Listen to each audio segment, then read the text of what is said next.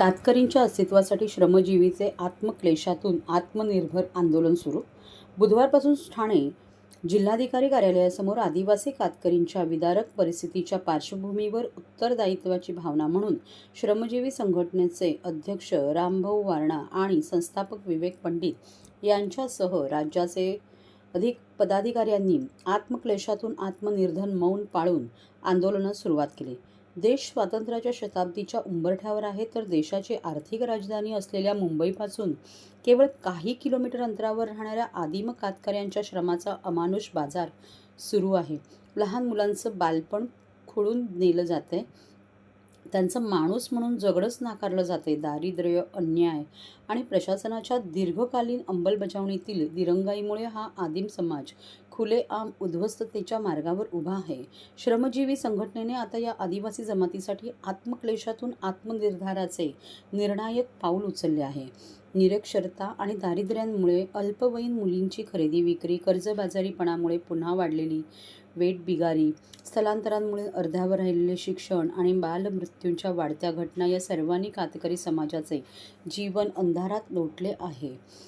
वनहक्क, गावठाण हक्क आणि मुक्त वेठबिगारांचे पुनर्वसन आजही प्रलंबित आहे. यासाठी श्रमजीवी संघटनेचे राज्याचे पदाधिकारी, श्रमजीवी संघटनेचे अध्यक्ष रामभाऊ वारणा, जनरल सेक्रेटरी बाळाराम भोईर, विजय जाधव, ठाणे जिल्हाध्यक्ष अशोक सापटे, पालघर जिल्हाध्यक्ष सुरेश रेंजड, संघटक सचिव सीता घाटाल, पूजा सुरूम, माळी रुपेश डोले आणि ठाणे जिल्हा महिला प्रमुख जया पारधी, पालघर जिल्हा महिला प्रमुख रेखा पराड इतर कार्यकर्ते पूर्ण दिवस उपवास करून आत्मक्लेश करत आहेत.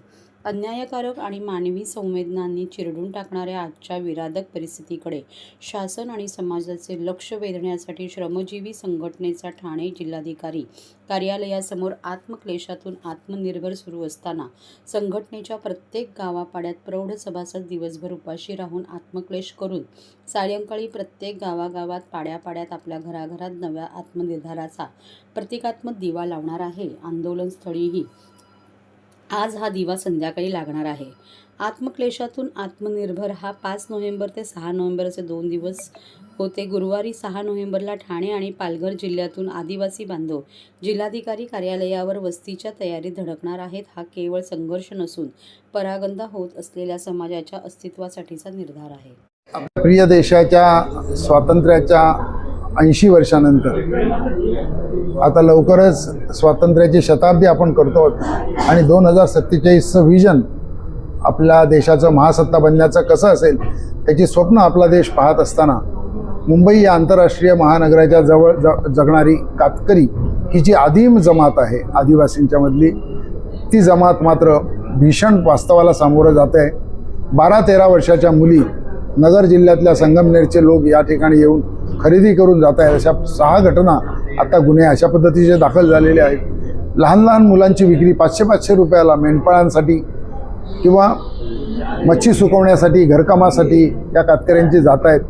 खाण्यासाठी कर्जबाजारीपणा कातकऱ्यांच्या वर आलेला आहे आणि त्यातून भीषण दारिद्र्यानं ही जमात गांजलेली आहे, ती नष्ट होण्याच्या मार्गावर आहे. याची खंत आम्हाला आहे की देशाच्या स्वातंत्र्यानंतर संविधानाने जे मूलभूत अधिकार दिले, जगण्याचा सन्मानाने जगण्याचा जो अधिकार दिला, तो आम्ही अजूनही यांच्यापर्यंत पोचवू शकलो नाही.